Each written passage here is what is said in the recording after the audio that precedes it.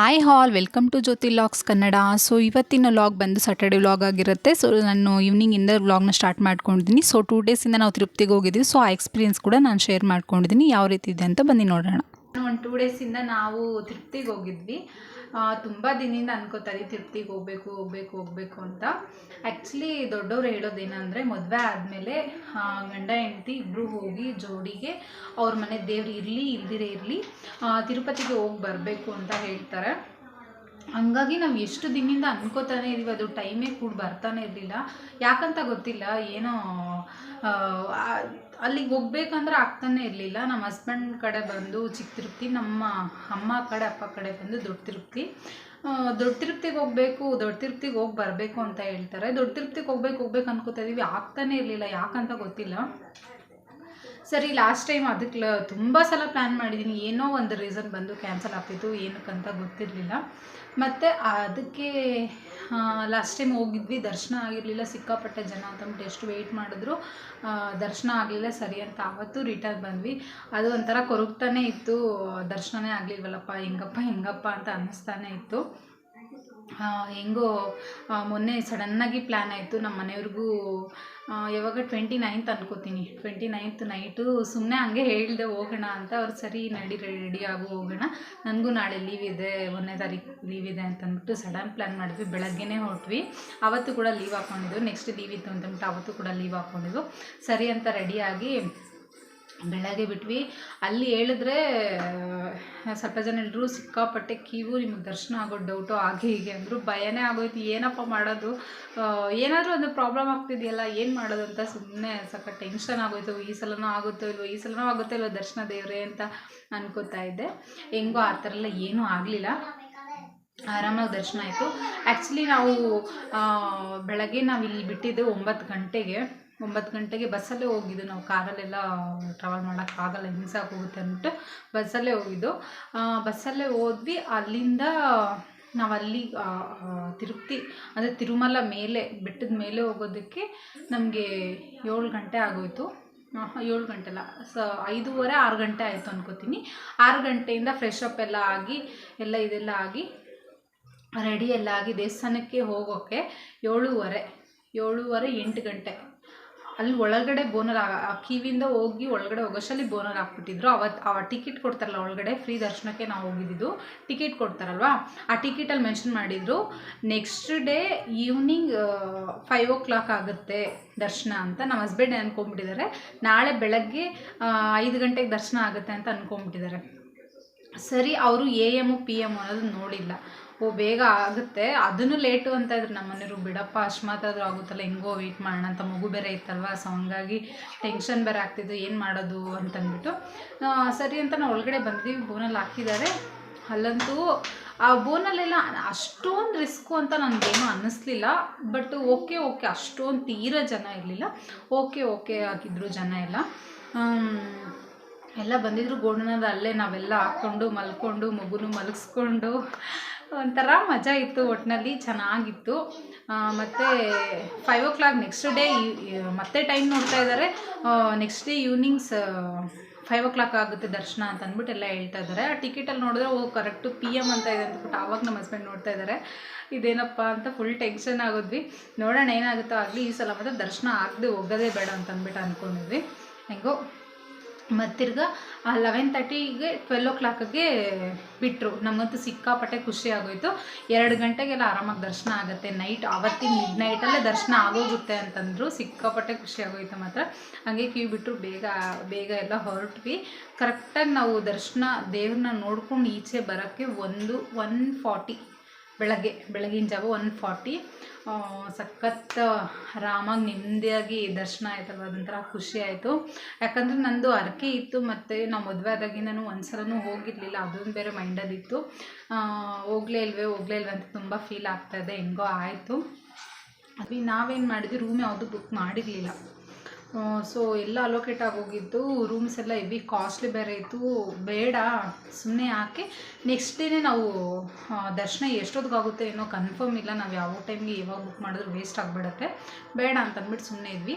ಅಲ್ಲಿ ಒಳಗಡೆ ಏನಂದರೆ ಫ್ರೀ ಲಾಕರ್ ಸಿಸ್ಟಮ್ಗಳು ಇರುತ್ತೆ, ಪೇ ಮಾಡಿರುತ್ತೆ, ಫ್ರೀನೂ ಇರುತ್ತೆ. ಫ್ರೀಗೆ ಬಂದು ಸಿಕ್ಕಾಪಟ್ಟೆ ಕೀವ್ ಇರುತ್ತೆ, ಫ್ರೀ ದರ್ಶನನೂ ಅಷ್ಟೇ, ಮತ್ತು ಫ್ರೀ ಲಾಕರ್ದು, ಮತ್ತು ಫ್ರೀ ಸ್ನಾನ ಅದು ಇದು ಅಂತಲ್ಲ, ಅದು ಎಲ್ಲ ಫ್ರೀ ಇರುತ್ತೆ. ಫ್ರೀದು ಗುಂಡೋಡಿಸೋದು ಅಷ್ಟೇ ಫ್ರೀಯಾಗಿ ಮಾಡಿಸೋವಂಥದ್ದು, ಪೇದು ಇರುತ್ತೆ, ಅದು ಸಪ್ರೇಟ್ ಇರುತ್ತೆ. ಇದೆಲ್ಲ ಸಿಕ್ಕಾಪಟ್ಟೆ ಕೀ ಇರುತ್ತೆ. ನಾವು ಸ್ವಲ್ಪ ಪೇಷನ್ಸಿಂದ ವೆಯ್ಟ್ ಮಾಡಿ ಮಾಡಿದ್ರೆ ಆರಾಮಾಗುತ್ತೆ, ಯಾವುದು ಪೇ ಮಾಡೋ ಅವಶ್ಯಕತೆ ಇಲ್ಲ. ಸರಿ ಅಂತ ನಮಗೆ ಗೊತ್ತಿರಲಿಲ್ಲ ಅಲ್ವಾ, ಇತ್ತು. ಬಟ್ ಏನಾಗುತ್ತೆ ಅಂದರೆ ತಿರುಪತಿ ತುಂಬ ಸಿಕ್ಕಾಪಟ್ಟೆ ದಿನಗಳು ಹೋಗ್ತಾ ಹೋಗ್ತಾ ಹೋಗ್ತಾ ಸಿಕ್ಕಾಪಟ್ಟೆ ಡೆವಲಪ್ಮೆಂಟ್ ಆಗ್ತಾಯಿದೆ. ಅದು ನಮ್ಗೆ ಎಲ್ಲಿ ಏನು ಅಷ್ಟು ಎಕರೆಗಳಿರೋ ದೇವಸ್ಥಾನ ನಮ್ಗೆ ಎಲ್ಲಿ ಏನು ಅಂತ ಸಿಕ್ಕಾಪಟ್ಟೆ ಕನ್ಫ್ಯೂಸ್ ಆಗಿಬಿಡತ್ತೆ. ನಾನು ತುಂಬ ಸಲ ಹೋಗಿದ್ದೀನಿ, ಬಿಫೋರ್ ಮ್ಯಾರೇಜ್ ಹೋಗಿದ್ದೀನಿ, ಆಫ್ಟರ್ ಮ್ಯಾರೇಜು ನಾನು ಹೋಗಿರಲಿಲ್ಲ ಅಷ್ಟೇ. ಬಿಫೋರ್ ಮ್ಯಾರೇಜ್ ತುಂಬ ಸಲ ಹೋಗಿದ್ದೀನಿ, ಆದರೂ ಕನ್ಫ್ಯೂಸು. ರೋಡ್ಗಳೆಲ್ಲ ಸಿಕ್ಕಾಪಟ್ಟೆ ಚೆನ್ನಾಗಿ ಮಾಡಿದ್ದಾರೆ, ತುಂಬ ಚೆನ್ನಾಗಿ ಡೆವಲಪ್ಮೆಂಟ್ ಆಗಿದೆ, ಆರಾಮಾಗಿ ಹೋಗ್ಬೋದು. ಬಟ್ ಸ್ವಲ್ಪ ನಾವು ಹುಷಾರಾಗಿರಬೇಕು ಅಷ್ಟೇ. ಅಲ್ಲಿ ಮತ್ತು ನಾವು ಫ್ರೀ ಲಾಕರ್ ಬೇರೆ ತೊಗೊಂಡಿದ್ವಲ್ಲ, ಅಲ್ಲೋಗಿ ಅಲ್ಲೇ ನಮಗೆ ಚಾಪೆ ಮತ್ತು ಬೆಡ್ಶೀಟು ಎಲ್ಲ ಕೊಡ್ತಾರೆ. ನಮಗೆ ಏನಾಗಿತ್ತು, ನಾವು ಬೆಳಗ್ಗಿನ ಜಾವನೇ ನಮಗೆ ದರ್ಶನ ನಾವು ಎಕ್ಸ್ಪೆಕ್ಟ್ ಮಾಡಿರಲಿಲ್ಲ. ಅಲ್ಲಿ ರೂಮಾದರೂ ಮಾಡ್ತಾಯಿದ್ವಿ, ಎಕ್ಸ್ಪೆಕ್ಟ್ ಮಾಡಿರಲಿಲ್ಲ. ಸರಿ ಅಂತ ಅಲ್ಲಿ ಇದು ದರ್ಶನ ಎಲ್ಲ ಮುಗಿಸ್ಕೊಂಡು ಲಾಕರ್ ಹತ್ರ ಹೋಗೋಷ್ಟರಲ್ಲಿ ನಮಗೆ 2:30 3 o'clock ಏನೋ ಆಗಿತ್ತು. ಆ ಟೈಮಲ್ಲಿ ಸರಿ ಅಲ್ಲೇ ಚಾಪೆ ಬೆಡ್ಶೀಟು ಎಲ್ಲ ಕೊಟ್ಟರು, ಅಲ್ಲೇ ಹಾಸ್ಕೊಂಡು ಆರಾಮಾಗಿ ಮಲ್ಕೊಂಡ್ವಿ. ನಿಜವಾಗ್ಲೂ ಯಾವ ರೂಮು ಅವಶ್ಯಕತೆ ಇಲ್ಲ, ಆರಾಮಾಗಿ ನಿದ್ದೆ ಮಾಡ್ಬೋದು. ಸೊ ಸ್ವಲ್ಪ ನೆಮ್ಮದಿಯಾಗಿ ಎಲ್ಲೋ ಪ್ರಶಾಂತವಾಗಿ ನಿದ್ದೆ ಮಾಡೋ ಥರ ಮಾಡ್ಬೋದು, ಅಷ್ಟು ಚೆನ್ನಾಗಿರುತ್ತೆ. ನನಗಂತೂ ಸಿಕ್ಕಾಪಟ್ಟೆ ಎಂಜಾಯ್ ಮಾಡಿದೆ. ಅವತ್ತು ನೈಟ್ ನಮಗೆ 11:30ಗೆ ಇದ್ದಿದ್ದು ಬಸ್, ಅದನ್ನು ಬುಕ್ ಮಾಡಿಬಿಟ್ಟಿದ್ರು ನಮ್ಮ ಮನೆಯವರು, ಸ್ಲೀಪರ್ ಬಸ್ಸೇ ಬುಕ್ ಮಾಡಿಬಿಟ್ಟಿದ್ರು. ಸೊ ಹಂಗಾಗಿ ಎಲ್ಲರೂ ಟೈಮ್ ಪಾಸ್ ಮಾಡಬೇಕಲ್ಲ, ಸರಿ ಕ್ಯಾನ್ಸಲ್ ಮಾಡ್ಕೊಂಡು ಬೆಳಗ್ಗೆನೇ ಹೋಗೋಣ ಅಂದರೆ ಎಲ್ಲ ಕಟ್ಟಾಗಿ ನಮಗೆ ಪರ್ ಒಬ್ಬರಿಗೆ 1000 ರೂಪೀಸ್ ಏನೋ ಬಿತ್ತು ಒಂದು ಸೀಟಿಗೆ. ಅಲ್ಲಿ 3000. ಕ್ಯಾನ್ಸಲ್ ಮಾಡೋಕ್ಕೆ ಹೋದರೆ ಓನ್ಲಿ 200 ರೂಪೀಸ್ ರಿಟರ್ನ್ ಬರುತ್ತೆ, ಇನ್ನು ಮಿಕ್ಕಿದೆಲ್ಲ ಕಟ್ಟಾಗುತ್ತೆ. ಸುಮ್ಮನೆ ಯಾಕೆ ವೇಸ್ಟ್ ಮಾಡೋದು ಅಂತ ಅಂದ್ಬಿಟ್ಟು ಸರಿ ಅಂತ ಅಲ್ಲೇ ಆರಾಮಾಗಿತ್ತಲ್ಲ, ಕಂಫರ್ಟಬಲಾಗೇ ಇತ್ತು, ಅಷ್ಟೊಂದು ಏನು ರಿಸ್ಕ್ ಅನಿಸ್ಲಿಲ್ಲ. ಹಂಗಾಗಿ ಅಲ್ಲೇ ರೆಸ್ಟ್ ಮಾಡಿದ್ವಿ. ಅಲ್ಲೇ ರೆಸ್ಟ್ ಮಾಡಿಬಿಟ್ಟು ತಿರ್ಗಾ ನೆಕ್ಸ್ಟ್ ಡೇ ನಾವು ಏನಕ್ಕೆ ಟೈಮ್ ವೇಸ್ಟ್ ಮಾಡೋದು ಅಂತಂದ್ಬಿಟ್ಟು ಒಂದು 12:30 ಟಿಫನ್ ಎಲ್ಲ ಮುಗಿಸ್ಕೊಂಡು 12:30ವರೆಗೂ ಅಲ್ಲೇ ಟೈಮ್ ಪಾಸ್ ಮಾಡಿದ್ವಿ. ಆಮೇಲೆ ಜೀಪ್ಗಳೆಲ್ಲ ಇಟ್ಕೊಂಡು ಬರ್ತಾರೆ. ಅವ್ರು ಏನು ಮಾಡ್ತಾರೆ ಅಂದರೆ ಪರ್ ಒಬ್ಬರಿಗೆ ಟೈಮಿಗೆ ವೇಸ್ಟ್ ಮಾಡೋದು ಅಂತ ಅಂದ್ಬಿಟ್ಟು 3 ಜನಕ್ಕೂ 600 ರೂಪೀಸ್ ಕೊಟ್ಬಿಟ್ಟು ಸರಿ ಅಂತ ಹೋದ್ವಿ. ಒಂದು 6 ಪ್ಲೇಸಸ್ ತೋರಿಸಿದ್ರು. ಸರಿ ಅಂತ ಅದೆಲ್ಲ ನೋಡಿಕೊಂಡು ಆರಾಮಾಗಿ. ಇನ್ನೊಂದೇನೆಂದರೆ ಅಲ್ಲಿಂದ ಯಾವುದೇ ವೀಡಿಯೋಸು ಫೋಟೋಸು ನಾನು ಏನೂ ತೊಗೊಳಕ್ಕಾಗಲಿಲ್ಲ. ನಿಜವಾಗ್ಲೂ ನಾನು ಏನೋ ಪ್ಲ್ಯಾನ್ ಹಾಕ್ಕೊಂಡು ಹೋಗಿದ್ದೆ, ಬಟ್ ಅಲ್ಲಿ ಏನೂ ಆಗಲಿಲ್ಲ. ವ್ಲಾಗ್ ಮಾಡೋಣ, ಸಣ್ಣ ಪುಟ್ಟ ವೀಡಿಯೋ ಆದರೂ ತೊಗೊಳ್ಳೋಣ ಅಂದ್ಕೊಂಡಿದ್ದೆ. ಒಳಗಡೆ ಫೋನ್ ಅಲೋಡ್ ಇಲ್ಲದೇ ಇರೋದ್ರಿಂದ ನಾನು ಯಾವುದೇ ರೀತಿ ವೀಡಿಯೋಸ್ ಮಾಡೋಕ್ಕೂ ಆಗಲಿಲ್ಲ. ಸ್ವಲ್ಪ ಸಣ್ಣ ಪುಟ್ಟ ಕ್ಲಿಪ್ಸ್ ಇದೆ, ಸೊ ಅದನ್ನು ನಾನು ಆ್ಯಡ್ ಮಾಡಿದ್ರೆ ಅದೇನೂ ಅರ್ಥನೂ ಆಗಲ್ಲ, ಹಂಗಾಗಿ ಅದನ್ನೇನು ಮಾಡೋಕ್ಕೆ ಹೋಗಲ್ಲ. ನೋಡಿಕೊಂಡು ಈವ್ನಿಂಗ್ 5ಗೇನೋ ಬಂದು ಒಂಚೂರು ಪ್ರಸಾದ ತಿಂದ್ಕೊಂಡು ಟೀ ಕಾಫಿ ಕುಡ್ಕೊಂಡು ಅಲ್ಲೇ ಸ್ವಲ್ಪ ಆರಾಮಾಗಿ ಅಲ್ಲೇ ರೆಸ್ಟ್ ಮಾಡ್ತಾ ಕರೆಕ್ಟಾಗಿ 8:30 9ಗೆ ಬಿಟ್ವಿ. 9ಗೆ ಬಿಟ್ಟು ನಾವು ಕೆಳಗಡೆ ತಿರುಪತಿಗೆ ಕೆಳಗಡೆ ಬರೋಷ್ಟರಲ್ಲಿ ಆಯಿತು 10:30 ಆಯಿತು. 11:30ಗೆ ಬಸ್ ಇರೋದ್ರಿಂದ ಅಲ್ಲಿ ಬಂದು ಸ್ವಲ್ಪ ಹೊತ್ತು ವೆಯ್ಟ್ ಮಾಡಿ ಸ್ವಲ್ಪ ಆಗಿ ರಿಲ್ಯಾಕ್ಸ್ ಮಾಡಿ ಊಟ ಎಲ್ಲ ಮುಗಿಸ್ಕೊಂಡು ಬಸ್ ಹತ್ತಿದ್ವಿ. ಸೊ ಬೆಳಗಿನ ಜಾವ 4 ಗಂಟೆಗೆ ಬಂದು ಹೊಸಕೋಟೆಗೆ ಬಿಟ್ಟರು. ಅಲ್ಲಿಂದ ಮನೆಗೆ ಬಂದು ರೆಸ್ಟ್ ಮಾಡಿದವಳು ಫುಲ್ಲು ಕಾಲು ಪೇಯ್ನು. ಅಲ್ಲಿ ಏನು ನನಗೆ ಗೊತ್ತಾಗಲಿಲ್ಲ, ಏನಾಗುತ್ತೆ ಗೊತ್ತಾ, ತಿರುಮಲದಲ್ಲಿ ಬೆಟ್ಟದ ಮೇಲೆ ಬಂದು ಪ್ರಸಾದದ್ದೇ ಒಂದಷ್ಟು ದೂರ ಇರುತ್ತೆ, ಮತ್ತು ದೇವಸ್ಥಾನವೇ ಒಂದಷ್ಟು ದೂರ, ಲಾಕರ್ ಸಿಸ್ಟಮೇ ಒಂದಷ್ಟು ದೂರ. ಅಲ್ಲಿ ನಾವು ಸಿಕ್ಕಾಪಟ್ಟೆ ನಡಿಬೇಕು. ಏನು ಇಷ್ಟು ದೂರ ತಾನೆ ಅಂತ ಹೋಗ್ತಾ ಇದ್ದಷ್ಟು ಸಿಕ್ಕಾಪಟ್ಟೆ ಕಾಲು ಪೇಯ್ನ್ ಮಾಡುತ್ತೆ. ಓನ್ ವೆಹಿಕಲ್ ಇದ್ರೂ ಅಲ್ಲಿ ಒಳಗಡೆ ಹೋಗೋದಕ್ಕಾಗಲ್ಲ, ಕಾರಲ್ಲಿ ಅಲ್ಲೋಡಿಲ್ಲ. ಪಾರ್ಕಿಂಗ್ ಮಾಡಿಬಿಟ್ರೆ ನಾವು ಅದನ್ನು ಎತ್ಕೊಂಡು ಹೋಗೋಕ್ಕೂ ಆಗಲ್ಲ. ಸೊ ಅದನ್ನೇ ಪ್ಲ್ಯಾನ್ ಮಾಡಿಬಿಟ್ಟು ಏನಕ್ಕೆ ಅಂದ್ಬಿಟ್ಟು ನಾವು ಬಸ್ಸಲ್ಲಿ ಹೋಗಿದ್ದಷ್ಟೇ. ಸರಿ ಅಂತ ಅಲ್ಲೇನೂ ನನಗೆ ಗೊತ್ತಾಗಲಿಲ್ಲ. ಸಿಕ್ಕಾಪಟ್ಟೆ ಮನೆಗೆ ಬಂದಿದ್ದ ತಕ್ಷಣ ಎಷ್ಟು ಕಾಲು ಪೇಯ್ನ್ ಆಗ್ತಿತ್ತು ಗೊತ್ತಾ. ನಮ್ಮ ಹಸ್ಬೆಂಡು 2 ಡೇಸಿಂದ ಲೀವ್ ಇದೆ, ನಾನು ಆಫೀಸ್ಗೆ ಹೋಗಲೇಬೇಕು ಅಂತ ಅಂದ್ಬಿಟ್ಟು ಅವ್ರು ಹೊರಟ್ಬಿಟ್ರು. ಆಫೀಸ್ಗೆ ಹೋದ್ರು ಅವರು. ಸರಿ ಅಂತ ನಾನು ಅವ್ರಿಗೆಲ್ಲ ಟಿಫನ್ ಮಾಡಿಬಿಟ್ಟು ಮನೇಲಿ ಸಣ್ಣ ಪುಟ್ಟ ಏನು ಕೆಲಸ ಕೂಡ ಮಾಡ್ಕೊಂಡು ಎಲ್ಲಿಂದ ಅಲ್ಲೇ ಬಿದ್ದಿತ್ತು. ಸರಿ ಅಂತ ನಾನು ಬೇಗ ಅಡುಗೆ ಒಂಚೂರು ಮಾಡಿಟ್ಬಿಟ್ಟು ಹಾಗೆ ಚೆನ್ನಾಗಿ ನಿದ್ದೆ ಮಾಡಿದೆ, ರೆಸ್ಟೇ ಇಲ್ಲ. ತಿರ್ಗಾ ನಿನ್ನೆ ಫ್ರೈಡೇ ಬಂದಿದ್ದು ನಾವು, ರೆಸ್ಟೇ ಇಲ್ಲ, ಬೆಳಗ್ಗೆನೇ ಬಂದಿದ್ದು. ಫುಲ್ ಚೆನ್ನಾಗಿ ರೆಸ್ಟ್ ಮಾಡಿ ಕಾಲೆಲ್ಲ ಇನ್ನೂ ಕೂಡ ಕಾಲೆಲ್ಲ ಪೇಯ್ನ್ ಆಗ್ತಾಯಿದೆ. ತಿರ್ಗಾ ನೆಕ್ಸ್ಟ್ ಡೇ ಇವತ್ತು ಬಂದು ಬೆಳಗ್ಗೆಯಿಂದ ಬಟ್ಟೆ ಎಲ್ಲ ವಾಶ್ ಮಾಡಿ ಮನೆಗಳೆಲ್ಲ ಕ್ಲೀನ್ ಮಾಡಿ ಪೂಜೆ ಬೇರೆ ಪ್ರಸಾದ ಎಲ್ಲ ತೊಗೊಂಬಂದಿದ್ನಲ್ಲ ಲಡ್ಡು, ಸರಿ ಪೂಜೆ ಮಾಡಿದ್ರೆ ಹಂಗೆ ಇರೋಕ್ಕಾಗಲ್ಲ, ಹಂಗಾಗಿ ಸ್ಯಾಟರ್ಡೆ ಬೇರೆ ಅಂತಂದ್ಬಿಟ್ಟು ಮನೆಗೆಲ್ಲ ಕ್ಲೀನ್ ಎಲ್ಲ ಮಾಡಿಕೊಂಡು ಇವಾಗ ಈವ್ನಿಂಗಿಂದ ವ್ಲಾಗ್ನ ಸ್ಟಾರ್ಟ್ ಮಾಡ್ಕೊಂಡಿದ್ದೀನಿ. ಸೊ ಹಾಗೆಯೇ ಬನ್ನಿ ಯಾವ ರೀತಿ ಇರುತ್ತೆ ಅಂತ ವ್ಲಾಗ್ನ ಕಂಟಿನ್ಯೂ ಮಾಡೋಣ.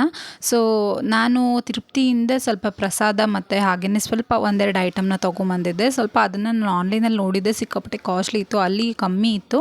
ಸೊ ಹಂಗಾಗಿ ತೊಗೋಬೇಕಂತ ಅನ್ಕೋತಾ ಇದ್ದೆ. ಸರಿ ಶಾಪಿಂಗ್ ಮಾಡೋ ಮೂಡಲ್ಲಂತೂ ಇರಲಿಲ್ಲ. ಸೊ ಆದ್ರೂ ನನಗೇನು ಬೇಕೋ ಒಂದೆರಡು ಐಟಮ್ನ ತೊಗೊಂಡು ಬಂದಿದ್ದೆ ಅಷ್ಟೇ. ಸೊ ನೋಡಿ, ಇಲ್ಲಿ ನೋಡ್ತಿದ್ದೀರಲ್ವ, ಈ ಥರದ್ದು ನಾನು ಮೀಶೋದಲ್ಲೂ ನೋಡಿದ್ದೆ ಮತ್ತು ಫ್ಲಿಪ್ಕಾರ್ಟಲ್ಲೂ ನೋಡಿದ್ದೆ.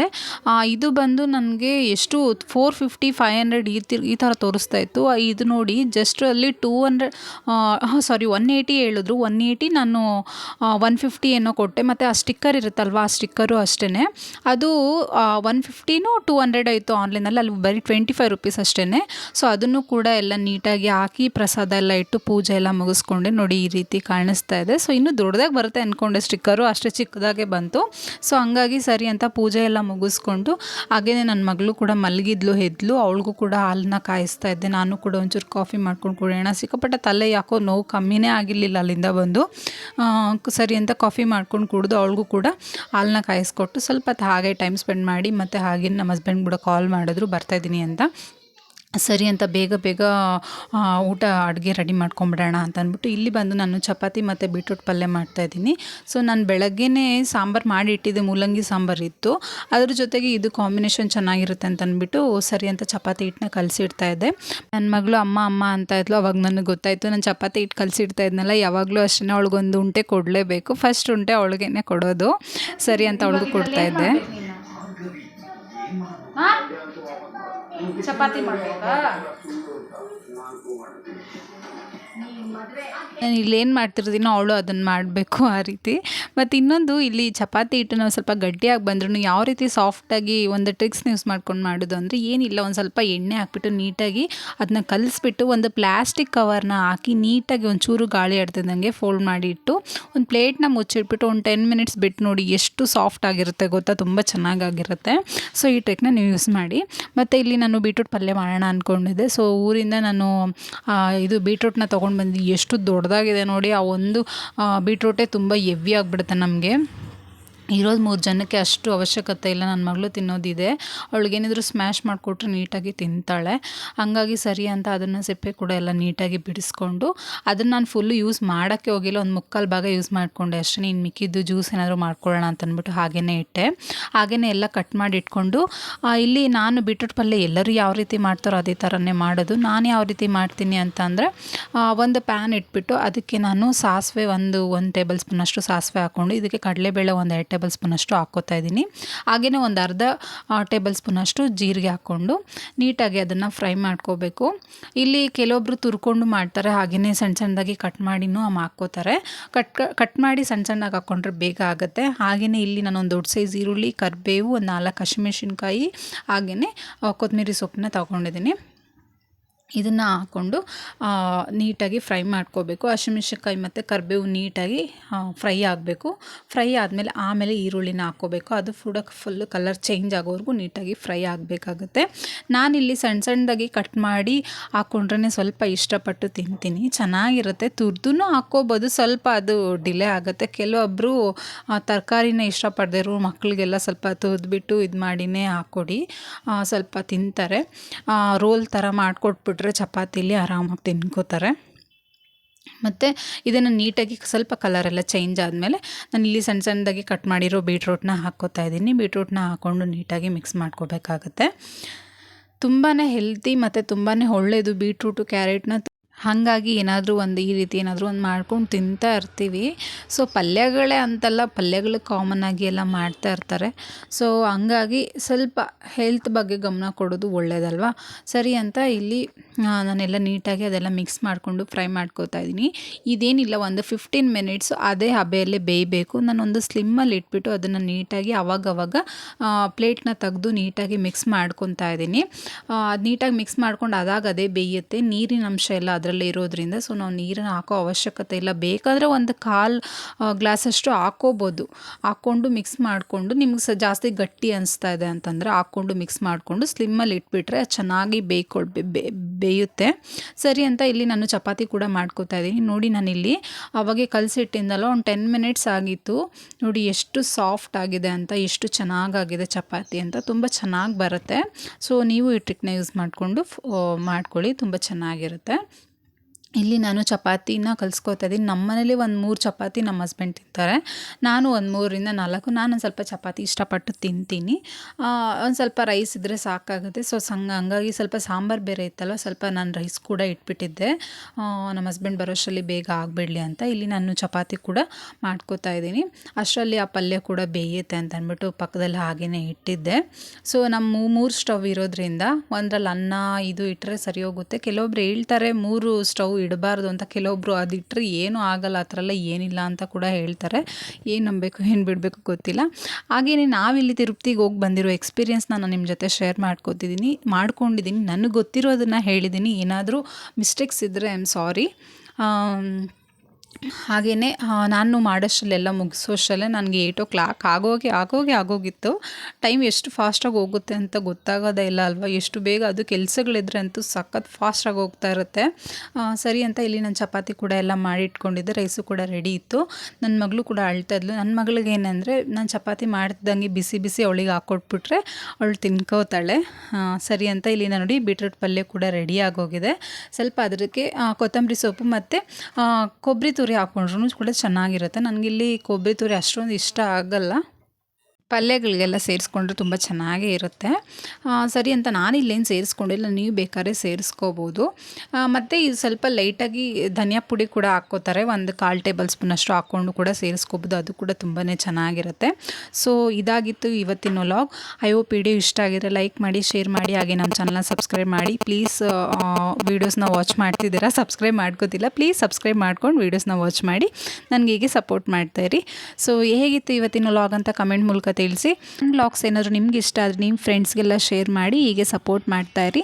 ಸೊ ನಾನು ನಿಮಗೆ ನೆಕ್ಸ್ಟ್ ವ್ಲಾಗಲ್ಲಿ ಸಿಗ್ತೀನಿ. Thanks for watching. Thank you. Bye bye. Take care.